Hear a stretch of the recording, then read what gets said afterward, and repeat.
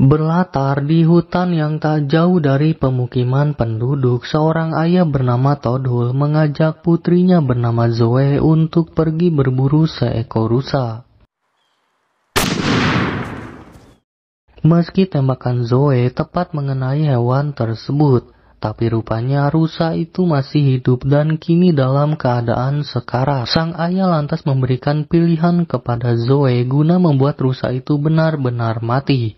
Tapi tanpa diduga, pilihan Zoe malah membuat sang ayah terdiam. Alhasil, Todd memilih untuk sabar dalam menghadapi sikap putrinya, karena diketahui Zoe telah menutup dirinya setelah kematian sang ibu beberapa waktu lalu, dan membuat dia hidup berlarut dalam kesedihan.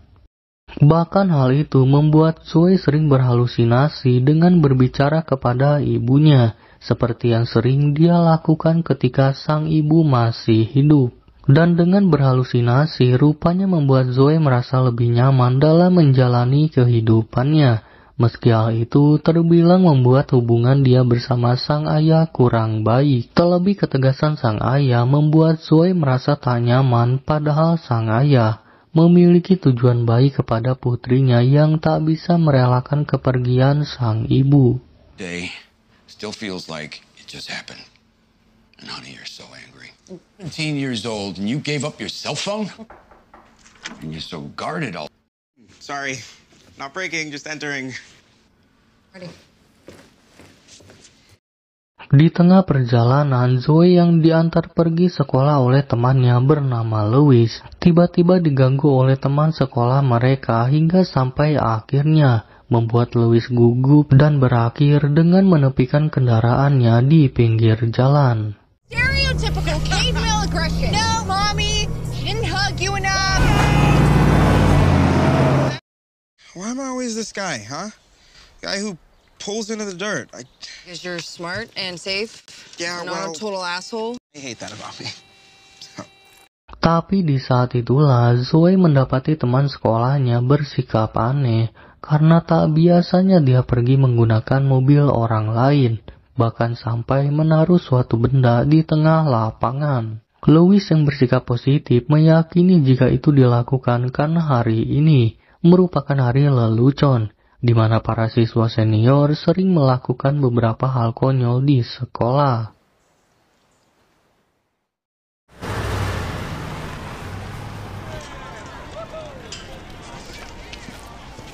Setibanya di sekolah, mereka berdua pun berpisah untuk masuk ke ruang kelas masing-masing dan berjanji akan bertemu kembali saat waktu istirahat tiba. Tapi rupanya setelah kematian ibunya membuat perilaku Zoe berubah menjadi orang yang terlihat murung. Membuat seorang guru yang menyadari perubahan itu berusaha untuk mengajak Zoe berbicara agar tidak menutup diri. Namun hal itu tidaklah berarti apa-apa, karena Zoe tak bisa menerima kenyataan kematian ibunya. About to graduate and leave all this behind.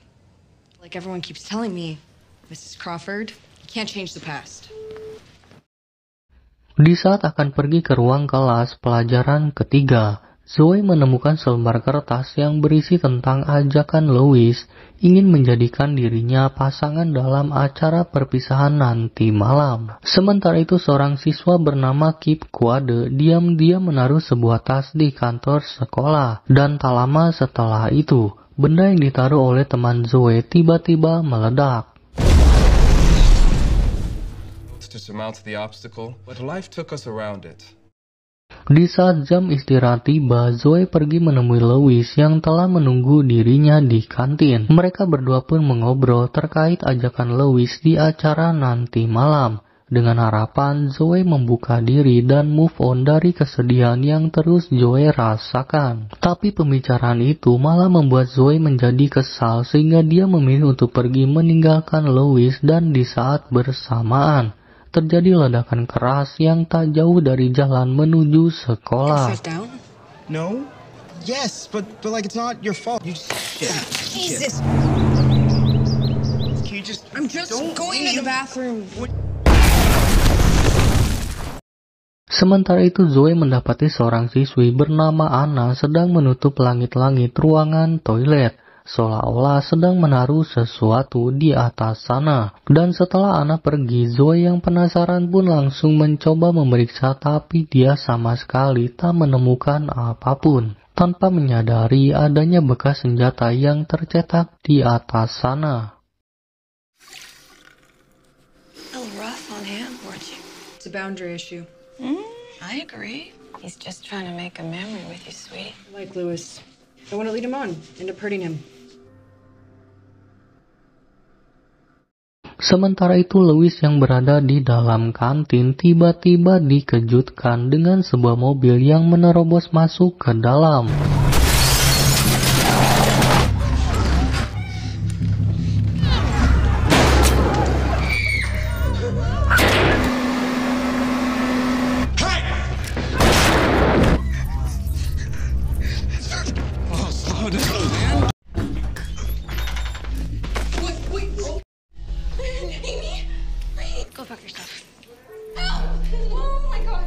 Kelompok bersenjata yang tega menembak siswa di kantin ini ternyata adalah siswa yang berasal dari sekolah ini. Mereka bernama Tristan Foy, otak dari rencana penembakan ini. Chris Jelic, orang yang menaruh bom di luar sekolah. Dan Kip Quade, serta yang terakhir adalah adik Chris, yaitu Anna yang merupakan kekasih Tristan. Di saat Zoe memperhatikan mereka, sialnya seorang siswa keluar dari toilet dan menghiraukan peringatan dirinya. Alhasil, pria itu pun tertangkap dan membuat Kip curiga bahwa masih ada siswa lain di dalam toilet. Terlebih, dia mendengar adanya suara air.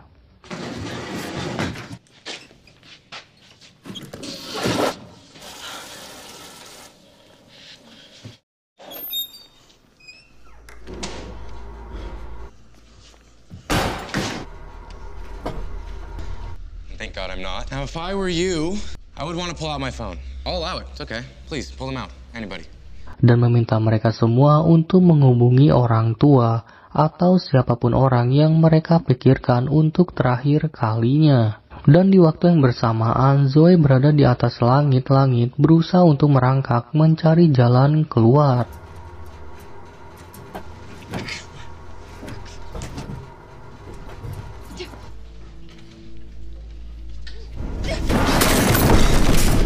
Suara jatuhnya Zoe membuat Tristan memerintahkan Chris untuk pergi memeriksa. Zoe yang menyadari kedatangan Chris langsung bangun untuk mencari tempat persembunyian. Hingga tanpa diduga, Zoe bertemu dengan seorang penjaga kantin yang sedang bersembunyi. Sialnya, suara telepon bu penjaga itu terdengar oleh Chris, sehingga dia yang tak ingin membuat Zoe celaka memilih untuk berdiri agar bisa berbicara dengan Chris, tapi tiba-tiba Needing you to come out now. Here. You should be ashamed. Yeah, I killed that thing of yours. dalam keadaan ketakutan, Zoe berusaha untuk bangkit dan mencari jalan keluar dari sekolah ini. Tapi setelah dia berhasil keluar tanpa diduga, Zoe menolak untuk meninggalkan teman-temannya di dalam. Dia yang tak ingin teman-temannya tewas begitu saja memberitahu teman-temannya tentang apa yang terjadi di kantin dan meminta mereka untuk pergi. Sementara itu, Tristan menghubungi seorang staf sekolah dan memberitahunya tentang adanya penembakan di dalam kantin. Wanita itu menduga penembakan itu dilakukan oleh Tristan, jadi dia meminta kepala sekolah untuk pergi menemuinya. Tapi saat akan menghubungi polisi, Anna tiba-tiba memutus jaringan interkom sekolah. Tristan lalu meminta semua siswa di kantin untuk melakukan streaming agar semua orang bisa menonton penyanderaan yang sedang dia lakukan di dalam kantin sekolah ini.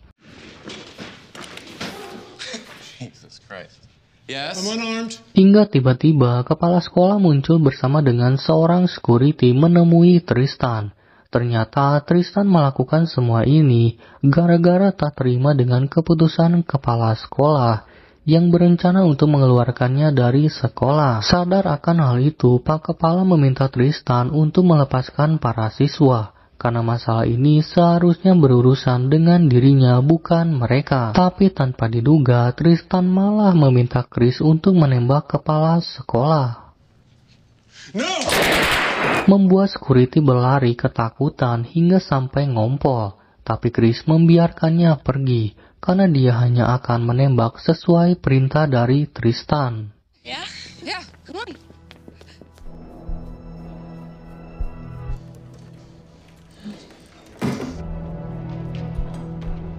Di dalam kantin, Louis yang memiliki jumlah penonton terbanyak dijadikan sebagai juru kamera utama oleh Tristan dan meminta siswa lain untuk membuang ponsel mereka ke tempat sampah. Sementara itu Zoe bersama temannya berusaha memperingati setiap kelas tentang situasi yang terjadi di dalam kantin. Dan di saat mereka berbaris untuk keluar, seorang siswa tiba-tiba menunjukkan siaran langsung yang sedang terjadi di dalam kantin.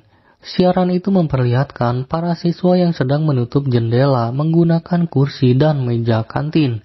Dan juga Tristan yang menunjukkan bahwa di dalam mobilnya terdapat bom. Sadar akan membutuhkan waktu lama, Zoe memilih untuk menyalakan alarm kebakaran agar semua siswa yang berada di dalam kelas segera keluar sebelum Tristan dan teman-temannya datang. Tapi rencana itu digagalkan oleh Tristan yang meminta Anna untuk mematikan alarm tersebut, meski harus membunuh seorang penjaga di ruangan listrik. What's going on? Everyone, back in your classrooms. Hey, what are you doing? Maybe if I can get to the office, I can make an announcement. Really impressed with the work I've been seeing. Outside, there's a school shooting, bro. Go!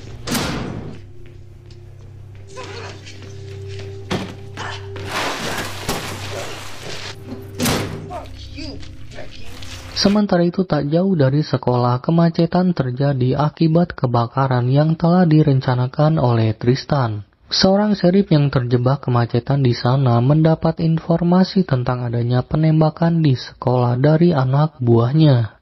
Tak ingin anak buahnya dalam bahaya, sheriff melarang mereka untuk bertindak sampai dia tiba di sekolah. Tapi mereka malah menutup telepon dan memilih untuk masuk ke dalam sekolah. Setelah mendengar kesaksian dari security, seorang staf sekolah langsung membuat pengumuman karantina sekolah, di mana hal itu membuat para guru meminta siswanya untuk tetap berada di dalam kelas. Tapi tak lama setelah pengumuman itu disiarkan, tiba-tiba all available units to Vernon Central High. Sir, okay. It's all right. Wall that isn't. If you ever go to that wall and keep quiet. But he wanted to keep us busy and clog the road. Understood, I'll let him know. Sheriff, you have to see this. Zoe yang selamat dari ledakan itu langsung bangun untuk memeriksa kondisi seorang petugas. Tapi di saat itulah dia mengalami halusinasi yang membuatnya harus berbicara dengan ibunya. Sang ibu yang sadar bahwa putrinya tak bisa merelakan kematiannya, berusaha untuk menyadarkan Zoe agar dia bisa menerima kenyataan tersebut. Tapi tak lama, tiba-tiba Anna muncul untuk memeriksa keadaan di kantor. Do some recon on the office on your way back. I want to see how we did. Pictures are worth 1,000 words, my darling. Video, even more. Beruntung Zoe mampu bertahan meski kakinya diinjak oleh Anna. Dan tak lama Tristan pun menunjukkan foto korban yang dikirim oleh Anna.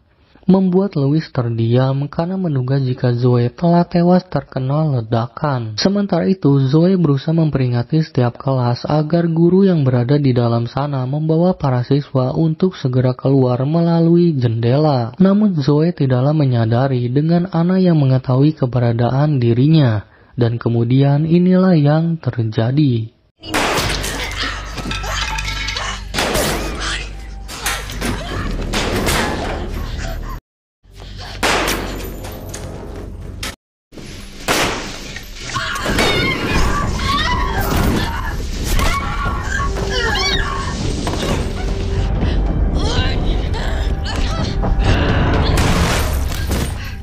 Berhasil menumbangkan Anna, Zoe lalu merampas kunci gedung sekolah, terutama ponsel untuk berkomunikasi, dan menggunakan sabuk guna menahan luka tembaknya. Di sisi lain, Tristan mendatangi sebuah kelas untuk membawa para siswa pergi ke kantin karena dia ingin menambah Sandra, membuat seorang guru di sana memohon kepada Tristan agar tidak menyakiti siapapun. Bahkan tanpa diduga, sang guru terpaksa menuruti permintaan Tristan demi melindungi semua siswanya, meski dia harus melepas pakaian atas dan disaksikan oleh ribuan orang. What, you think I'm a child? Everything. Yes. You know, you really are. Tak tega melihat gurunya seperti itu, Lewis mengatakan jika dia telah membuka kolom komentar yang menarik perhatian banyak orang untuk mengajukan pertanyaan kepada Tristan. Melalui pertanyaan mereka, Tristan mengaku jika dirinya telah merencanakan ini selama 14 bulan untuk mengumpulkan teknologi dan juga senjata, terutama mempelajari cetak biru gedung sekolah ini. Tristan pun mengakui rencana ini berasal dari idenya sendiri, bukan atas suruhan orang lain.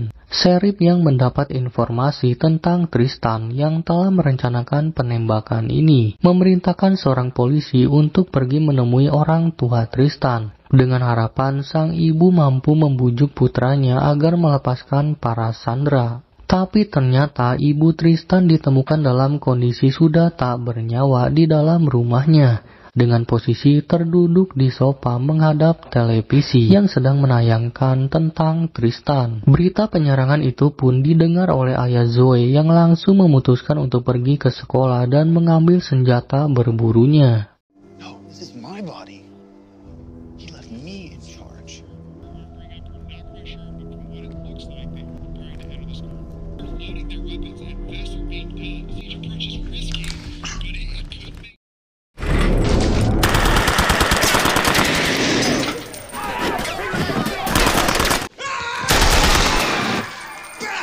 Suara tembakan itu pun membuat Tristan terkejut, sehingga dia langsung menghubungi Chris untuk menanyakan apa yang terjadi. Sembari memberikan ancaman, Tristan lantas meminta sang guru untuk membawa para siswa ke kantin. Dan dengan terpaksa, sang guru pun menuruti permintaan tersebut, bertepatan dengan Zoe yang langsung bersembunyi saat mereka keluar.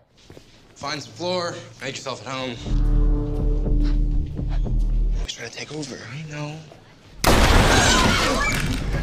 Hey, would you please report back? Tell me where you are you? Tapi tiba-tiba Kip terdiam saat mendapati tubuh Anna yang sudah tak bernyawa, dan hal itu dimanfaatkan oleh Zoe guna membuat Kip marah dan terus mengejar dirinya, hingga sampai akhirnya Kip pun berhasil ditumbangkan.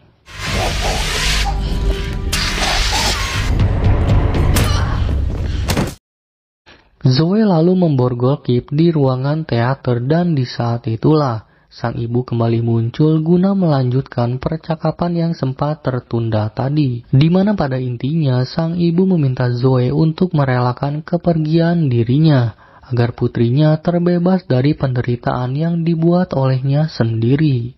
Your will to live is getting stronger. Can't help it. Well, you can.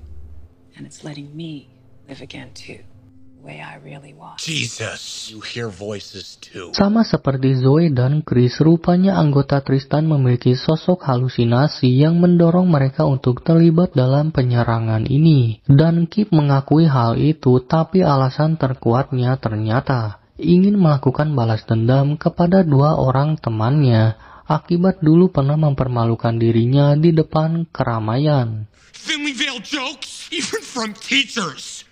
Everyone laughed at me naked about my coming up short on homework. Jawaban itu membuat Zoe menyesali tindakan Kip, karena kebanyakan dari mereka sama sekali tidaklah bersalah, dan Kip pun hanya terdiam menyesali perbuatan dirinya. Kip, most of these people are completely innocent. This girl, Amy Kim, died in my arms on a bathroom floor today. And all I know about her is that she liked horses. How did she deserve to go like that? Sementara itu di luar, para orang tua murid mulai berkumpul dengan menaruh harapan anak-anak mereka bisa segera dibebaskan dalam keadaan selamat. Dan ayah Zoe pun telah sampai di sana, melihat tayangan video tentang apa yang dilakukan oleh Tristan. Di saat Zoe mengambil senjata milik Kip, tiba-tiba seorang guru bersama muridnya muncul, dan membuat mereka hampir salah paham, karena menduga Zoe terlibat dalam penyerangan ini. Tapi untungnya Zoe mampu memberikan penjelasan. Zoe lalu menghubungi temannya agar dia bisa menjelaskan rencana dirinya kepada Sheriff untuk membawa para murid keluar dengan aman. Sheriff pun lantas berusaha mengalihkan perhatian Tristan dengan meminta bantuan wartawan agar meliput dirinya. Dia lalu berbicara dengan Tristan menggunakan ponsel, hingga saat fokus Tristan teralihkan oleh dirinya. Zoe meminta para murid untuk segera keluar, sementara dirinya pergi mencari murid lain dengan bantuan sang guru. Really put me on the spot, Sheriff. Oh, God. The rooms aren't safe. We have to get everyone out. Come on. I'm an agent of change. Feel that you've made your point? Is that what you wanted? And I'm going to lead you off the sheriff you created. Namun di tengah usahanya itu, seorang siswi yang berhasil keluar malah membocorkan kepada media tentang aksi penyelamatan yang sedang dilakukan oleh Zoe, dan membuat Tristan akhirnya menyadari upaya penyelamatan tersebut. Sedangkan ayah Zoe yang sedang menunggu putrinya keluar mendapat informasi jika Zoe sedang berjuang untuk mengeluarkan murid-murid lain dari sekolah. Tristan lalu menghubungi ponsel Anna yang kebetulan dijawab oleh Zoe, dan mengakui dirinya telah menghabisi Anna juga telah menangkap Kip. Obrolan mereka berdua membuat Louis merasa lega mengetahui Zoe masih hidup. Tristan yang tak terima dengan tindakan Zoe tiba-tiba memberikan ancaman bahwa dia akan membunuh satu persatu sandera setiap 5 menit jika Zoe menolak untuk menyerahkan diri. To motivate you, I'm gonna kill one person in this room every 5 minutes. You don't show your face. Zoe, he'll kill you. You're gonna drop whatever you're doing and you're gonna come to me. Timer Starts now. You see, I don't make... No, then get the man yourself too! Go! Tapi sebelum pergi menemui Tristan, Zoe memilih untuk melepaskan Kip agar bisa membantunya, dengan memberikan kepercayaan diri kepada Kip bahwa dia bisa menebus kesalahannya agar orang-orang yang menertawakannya dulu mengingat dia sebagai pahlawan. Sementara itu sang ayah yang sadar akan ancaman keselamatan putrinya secara diam-diam mengambil senjata berburunya di dalam mobil dan kemudian pergi menyelinap masuk ke dalam sekolah. Di dalam kantin, Tristan dibuat kaget dengan kemunculan Zoe yang tak disangka-sangka adalah seorang gadis pendiam yang dikenal olehnya. Tapi dia tak ingin membunuh Zoe karena tindakannya menarik perhatian banyak orang, hingga membuat Tristan semakin terkenal. Di tengah obrolan mereka, sang ayah mulai menggunakan senapannya untuk membidik Tristan dan juga Chris. Tapi tiba-tiba Kip muncul dengan menodongkan senjata kepada mereka berdua. Stand still, you bastards. Who the hell are you? Drop the guns.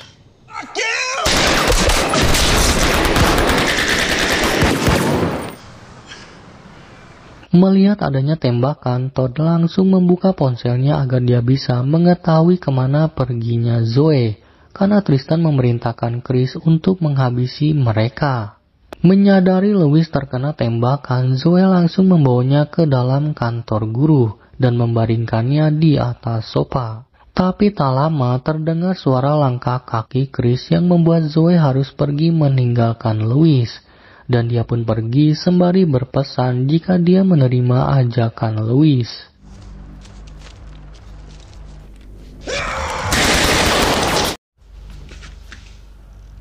We're stuck in a loop. I kill something.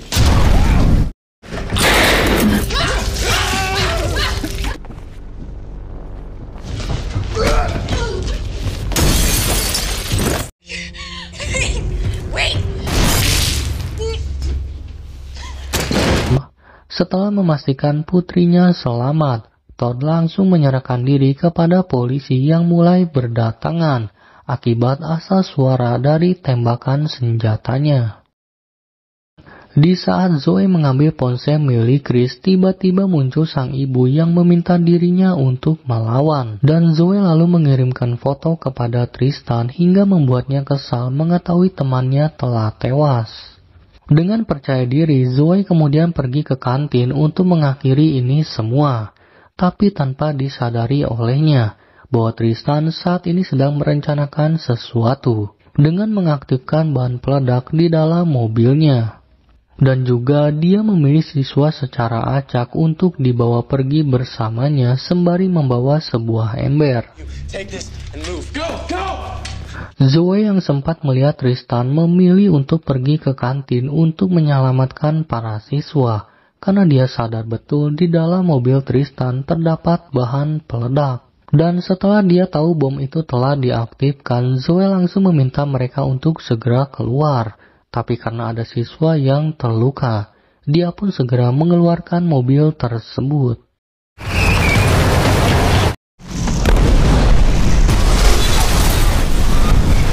Melihat ledakan yang terjadi, Sheriff langsung memerintahkan pasukan bersenjata untuk masuk ke dalam sekolah. Tapi saat Zoe pergi mencari Tristan, tiba-tiba terjadi ledakan kembali.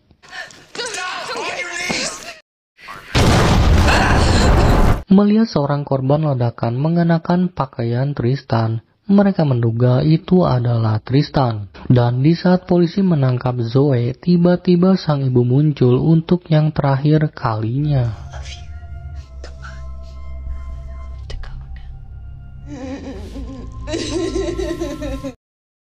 Beberapa saat kemudian, Sheriff menemui Zoe untuk melepaskan ikatannya dan meminta maaf atas tindakan tim SWAT yang tidak tahu siapakah dirinya yang telah menyelamatkan para siswa. Sheriff pun memberitahu jika Tristan telah tewas hangus terbakar. Setelah itu Zoe langsung menemui ayahnya di dalam mobil polisi untuk mengatakan rasa terima kasih karena sang ayah telah menyelamatkan dirinya. Zoe pun mengakui dirinya telah merasa jauh lebih baik setelah berbicara dengan ibunya.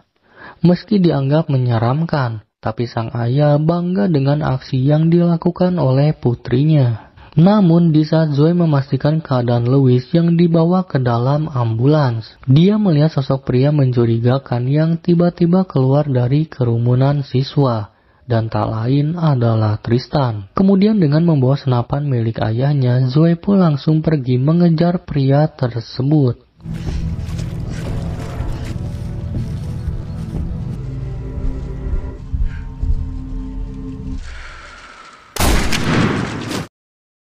Film pun diakhiri dengan Zoe yang memilih untuk membiarkan Tristan tewas menderita, merasakan rasa sakit akibat terkena tembakan. Right to let it suffer. With that process comes extreme pain. Dan setelah itu Zoe segera pergi memberitahu Sheriff tentang apa yang terjadi. Film pun berakhir sampai di sini.